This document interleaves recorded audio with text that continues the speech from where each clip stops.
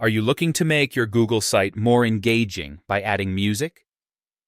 Today, I'm going to show you the full 2025 guide to adding music on Google Sites. Quick, easy, and beginner-friendly. First, you'll need your audio file ready, preferably in MP3 format. Head over to Google Drive and upload your file.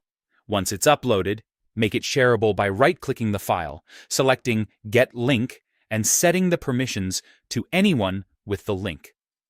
This step ensures your visitors can play the music without any issues.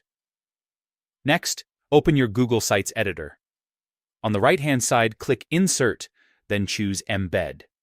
Here, you have two options, either embed by URL or embed code. For this tutorial, select URL and paste the shareable link from your Google Drive. Click Insert, and just like that, a player for your audio file will appear on your site. You can move it around or resize it to fit your page layout perfectly. And that's it! With just a few simple steps, your Google site now has music that enhances the visitor experience.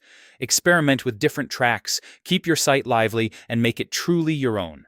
If you found this guide helpful, don't forget to try it out and see how a little music can make a big difference.